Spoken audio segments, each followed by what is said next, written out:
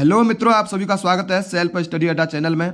और आज जो क्लास होने वाली है, ये क्लास आपकी क्लास 12th जो यूपी बोर्ड के एग्जाम्स आने वाले हैं 24 फरवरी से। जो स्टूडेंट्स यूपी बोर्ड एग्जाम्स की तैयारी कर रहे हैं, जिनके एग्जाम्स होने वाले हैं 24 फरवरी को, आपका जो है हिंदी का एग्जाम होने वाला है। ठीक है, तो हिंदी के एग्जाम में हमारा टारगेट ये रहेगा कि 90% मार्क्स आपके जो हैं गेन करा सके हम जो है। ठीक है, तो आगे जैसे ही आपका हिंदी का एग्जाम आता है, उससे पहले ही आपको जो है फिजिक्स मैथ्स के जो है टॉपिक, जो इंपॉर्टेंट टॉपिक हैं, वो यहाँ चैनल पर जो है बता दिए जाएंगे। तो ज़्यादा से ज़्यादा जो है अपने फ्रेंड्स लोगों के साथ शेयर कर दीजिए और जुड़ जाइए हमारे चैनल से, और सब्सक्राइब करके जो है बताइएगा ज़रूर कि ये टॉपिक आपको कैसे याद हैं या नहीं। यदि नहीं याद हैं तो बताइएगा, उन टॉपिक्स के जो हैं नोट्स आपको प्रोवाइड कर दिए जाएंगे, कमेंट ज़रूर कीजिएगा। ठीक है, तो ये क्लास आपकी सिर्फ और सिर्फ यूपी बोर्ड एग्जाम्स के जो हिंदी के स्टूडेंट्स हैं, जिनका हिंदी का एग्जाम है, वो क्लास ज़रूर देखें।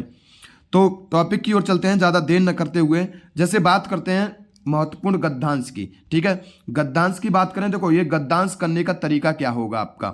जैसे 3 चैप्टर हैं आपके। राष्ट्र का स्वरूप, जिसके लेखक हैं आपके वासुदेव शरण अग्रवाल। अशोक के फूल, जिसके लेखक हैं आपके डॉक्टर हजारी प्रसाद द्विवेदी। और भाषा और आधुनिकता, जिसके लेखक हैं आपके प्रो जी सुंदर रेड्डी। ठीक है, देखो थोड़ा बहुत इन चैप्टर्स को याद जरूर कीजिएगा, पढ़िएगा जरूर, याद मत कीजिएगा। थोड़ा बहुत राष्ट्र का स्वरूप रहा चैप्टर, अशोक के फूल रहा, भाषा और आधुनिकता, जिनसे जो है आप ये गद्यांश आता है तो आप उसे पढ़कर ये अनुमान लगा सकें कि ये किस चैप्टर से है। तो वहाँ आपसे जो है संदर्भ लिखवाने के लिए भी बोल सकता है कि संदर्भ लिखिए। तो आप जो है संदर्भ कैसे लिखोगे कि प्रस्तुत पद्यांश हमारी पाठ्य पुस्तक के पद खंड से राष्ट्र का स्वरूप पाठ से लिया गया है, जिसके लेखक वासुदेव शरण अग्रवाल हैं। ठीक है, इस प्रकार आप जो है पद्यांश का जो है संदर्भ लिख सकते हो।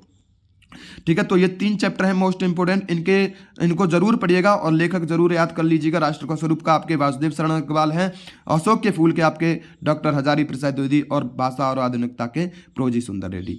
आगे बात करते हैं महत्वपूर्ण गद्यांश की। तो गद्यांश में देखो अर्थ कराने के लिए आता है, और एक चैप्टर आपका पवन दूत का है, एक श्रद्धा मनु है, और एक गीत, जो महादेवी वर्मा के गीत हैं, जो चैप्टर है गीत, उस चैप्टर को जरूर कीजिएगा। पवन दूत का, श्रद्धा मनु और गीत, इनको जरूर कर लीजिएगा। ठीक है, आगे चलते हैं। जैसे जीवन परिचय की बात करते हैं, ज़्यादा याद नहीं करना है, जीवन परिचय, साहित्यिक परिचय, और कृति जरूर याद करनी है उनकी, क्योंकि कृति पर आपका एग्जामिनर जो है वो मार्क्स जो है कट कर देता है।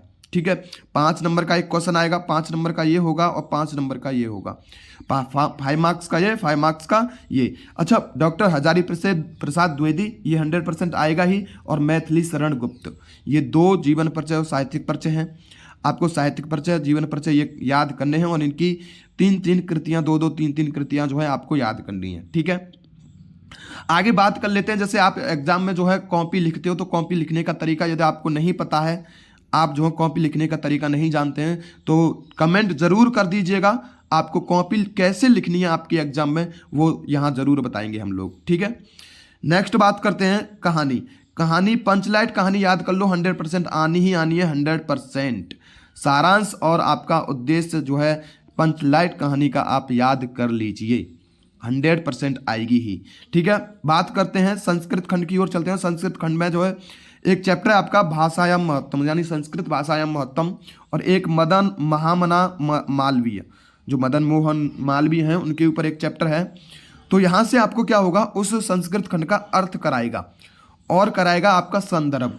ठीक है, तो आपको चैप्टर का नाम पता होना चाहिए संदर्भ लिखने के लिए। प्रस्तुत खंड हमारी पाठ्य पुस्तक संस्कृत से और इस चैप्टर से लिया गया है। ठीक है, ये आपको थोड़ी बहुत प्रैक्टिस करनी होगी, 2 चैप्टर पर अपनी कमान जो है कस लीजिए।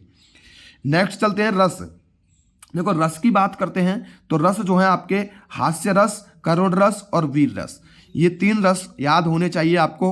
और उदाहरण, इनका जो एग्जाम्पल होता है, यदि आप एग्जाम्पल नहीं लिख के आओगे तो एग्जामिनर जो है आपके मार्क्स जो है कट कर देगा। 2 नंबर का एक क्वेश्चन आएगा।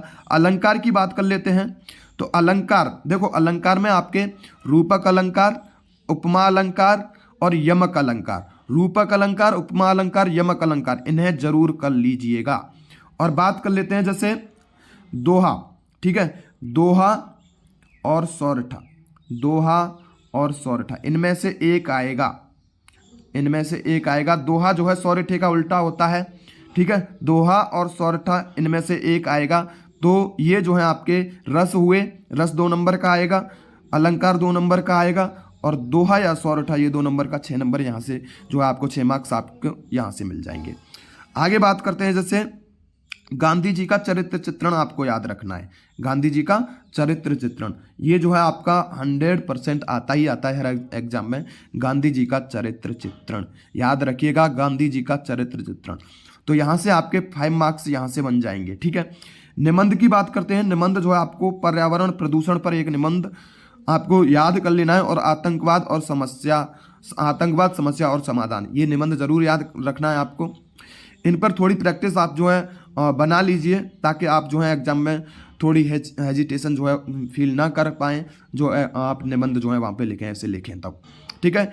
एक आपको जो है एक सिर्फ और सिर्फ एक जो है आपको निबंध लिखना है, अपने अकॉर्डिंग किसी पर भी आप एक निबंध लिख लो, और उस पर जो एग्जाम में जैसे आता है उस तरीके से आपको एग्जाम में वो एड्रेस और जिस विषय में वो बोल रहा है वो निबंध करना है। बस आपको निबंध लिखने का तरीका जो है आना चाहिए, ठीक है। और एक और आपका पद्यांश के रूप में ही एक पैराग्राफ आता है, पैसेज आता है, उससे आप जो है आसानी से क्वेश्चन छांट लोगे। वो जो है यहाँ पे करा दूंगा मैं, यदि नहीं आता है तो वो आप कमेंट बॉक्स में ज़रूर बताइएगा, और ज़्यादा से ज़्यादा शेयर कर दीजिए, ताकि वे जो आपके फ्रेंड्स लोग हैं वो भी जुड़ सकें सेल्फ स्टडी अड्डा चैनल से। और thank you so much all of you. और आगे जो है आपके बात कर लेता हूँ मैं, मैथ की बात कर लें, गणित की। गारंटी लेता हूँ 90% आपको जो है स्कोर गेन करा के रहूँगा मैथ में। 90% जो क्वेश्चंस मैं बता दूंगा वो क्वेश्चंस ज़रूर कीजिएगा। और फिजिक्स के आपके मोस्ट इम्पोर्टेंट चैनल का जो वीडियो है वो आपका जल्द ही आएगा। कमेंट में ज़रूर बोल दीजिएगा कि फिजिक्स के मोस्ट इम्पोर्टेंट क्वेश्चंस बता दीजिए, ठीक है। तो thank you so much all of you. जय हिंद, जय भारत।